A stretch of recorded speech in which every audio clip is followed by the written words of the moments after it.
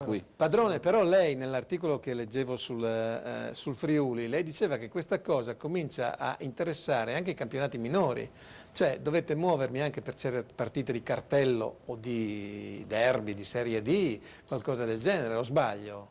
Se lei parla voglio dire, siamo al delirio. No, ma se lei parla di ordine pubblico, i questori sono obbligati a mandare il personale. Certo, se gioca... È una partita di Serie D, cioè... però è questo, perché siccome c'è sempre qualcuno che va lì non per guardare la partita, ma per legnare quello che gli sta a fianco, cioè il questore è obbligato, l'ordine pubblico purtroppo deve essere garantito, cioè uno che va a vedere la partita deve poter guardarsi la partita, cioè non voglio dire, e noi dobbiamo garantire questo. Quello che invece come novità che porto io dell'UGL uscirà un altro articolo. La novità del nostro proprietario di un teatro, i vigili del fuoco li paga però diversamente, ma li paga non una indennità completamente. Il comune di Gorizia, il comune di Udine, il proprietario del teatro, ecco, a Gorizia hanno bisogno di 6, 7, 8 persone che devono presidiare. Fanno le stesse cose che fanno i poliziotti durante la partita. Sono in caso di necessità e li pagano tutti, sono fissate addirittura la macchina, non il mezzo, la macchina dei vigili del fuoco mi pare che per 3 ore costa qualcosa come 180 euro ferma fuori. Perché non deve valere anche per le società sportive in questo caso o per i proprietari degli impianti? Ma in effetti siamo riusciti, qua i colleghi lo possono dire, siamo riusciti con le lotte sindacali ad avere gli steward, no? Stavamo dicendo all'interno. Adesso noi proponiamo anche un'altra cosa, adesso e poi gli organizzatori mi aspetteranno fuori dalla redazione, siccome avevamo già detto, diciamo, forse l'unica volta che ci siamo trovati d'accordo con questo signor Renzi qua, è stato quando ha firmato sta cosa del 3%, no?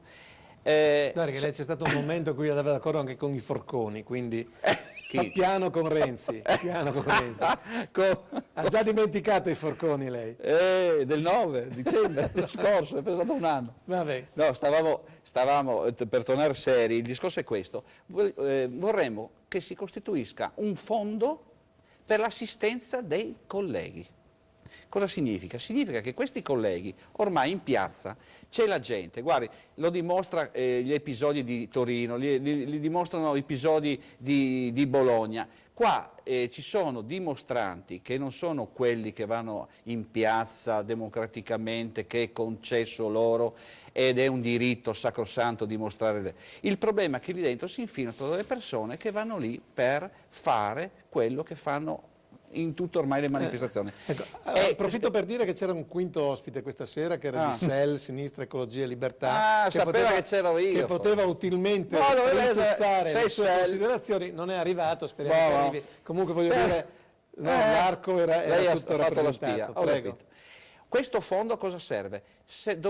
Servirà pagato da chi? Dagli organizzatori della manifestazione, ok? Per l'assistenza sanitaria dei colleghi, perché sapete che quando uno si fa male in servizio poi c'è tutto un iter che inizia e non finisce mai, e se finisce che quando questo collega è in pensione per l'assistenza per le cure, cioè non è prenderlo e portarlo in ospedale e fargli mettere i punti, è cominciare a pagare una causa di servizio, ad avere questa causa di servizio. Allora, sai cosa facciamo? Facciamo un bel fondo, come nelle gare di sci, si paga una cifra per le manifestazioni sportive, come diceva Ziberna, va bene? Pagano, allora si mette un fondo a disposizione degli eventuali incidenti. Vediamo quanti organizzano manifestazioni. Io non so se al Ministero degli Interni, è al Ministero degli Interni che compete in questo senso il coordinamento. Va bene, sentiamo Padrone. Ma io, allora, parto da un principio. Poi torniamo alle cose più concrete, perché queste sono cose che riguardano gli addetti ai lavori sostanzialmente. Certo. Allora, se la domanda parte per dire che ci sono degli sprechi perché abbiamo 5 forze di polizia, dico che questo non è vero. Non è vero perché la sicurezza non è un costo, deve essere chiaro per tutti. Io approvo sicuramente quello che dice il collega del SIULP, lo approvo nella funzionalità. Il problema è che noi non risparmiamo accorpando 5 forze di polizia, perché il poliziotto o il collega della forestale, che si chiami della Polizia di Stato o della Forestale di Stato, va pagato lo stesso. Alt. Il generale.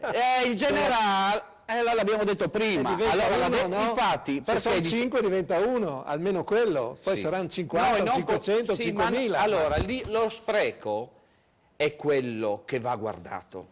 Oggi ci sono degli sprechi, prima di andare a toccare queste cose, guardate gli sprechi che ci sono. Quali sono? Gli sprechi che ci sono alti dirigenti, prefetti in pensione che ancora godono di appartamenti, basta farsi un giro per Roma, dove e chiaramente con tutti i dicasteri che ci sono e soprattutto nel nostro dipartimento ci sono prefetti, alti dirigenti che soggiornano ancora in appartamenti di 200-300 metri quadri a spese nostre.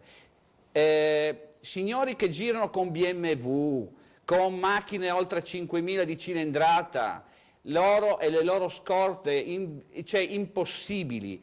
Questi sono gli sprechi, prima di parlare di una riorganizzazione che sicuramente ci deve essere, ma prima di toccare queste cose, prima di toccare tutto questo sistema, guardiamo questi sprechi. Le dico una cosa e poi lei passa la palla a chi vuole. È un ordine, io sono stato per servire, è un ordine, mi ascolti, perché la faccio ridere, anzi, lo telespettatore deve piangere. Io sono stato per servizio a Venezia, bene. Lì, quando arriva una personalità, ho scoperto che non sapevo, non c'ero stato, quando arriva una grossa personalità dello Stato, ha a disposizione un appartamento in prefettura, all'ultimo piano della prefettura, quindi stabile, blindato, stabile già con una determinata sicurezza, un appartamento arredato di 300 metri quadri. Lei pensa che qualcuno che viene a Venezia va lì? Compreso il Presidente della Repubblica, non c'è stato a dormire lì 2 giorni, ma è andato all'Excelsior. Allora uno dice, ma paga lo Stato? Benissimo, altri soldi. E non si paga 1.000 euro per dormire all'Excelsior, parliamo di 12-13 mila euro. Poi deve pensare a questo, e concludo, che per andare a dormire fuori, una personalità del genere ha bisogno di una sicurezza che diamo noi poliziotti. Certo. Siccome ci sono 4 lati in questo stabile, ci sono 8-9 persone che per 24 ore devono stare lì, si cambiano, ma devono esserci quelle persone. Chi li paga i colleghi? Questi sono soldi del contribuente, ha capito? Perché dico, prima di parlare di unificazione parliamo di sprechi, lei mi conosce, su queste cose non transito. È una forma di benaltrismo, le cose possono andare insieme, non è che una esclude l'altra. Sì, lei pensa che il generale dei carabinieri voglia andare a fare il questore che prende la metà dello stipendio? Io so che Pieri va zoppo. Ma lei ha una bella cravatta rossa stasera, lei ha la cravatta rossa stasera, a pallini bianchi però, si raccoglie di più facendo appello alla pancia che non alla razionalizzazione dei corpi, no?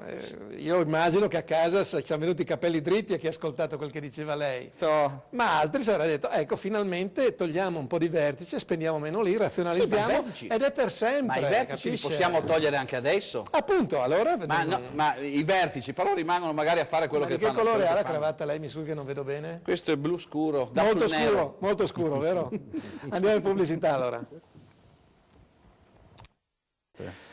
Padrone, guardi quanto sono buono. Buonasera, complimenti al signore in grigio per quello che ha avuto il coraggio di dire. Pensa non faccia riferimento ai miei capelli, ma al suo abito, guardi, sono generoso questa sera. Tutti gli altri evita di dirmeli, vero? No, vabbè, glieli dico dopo gli altri. No.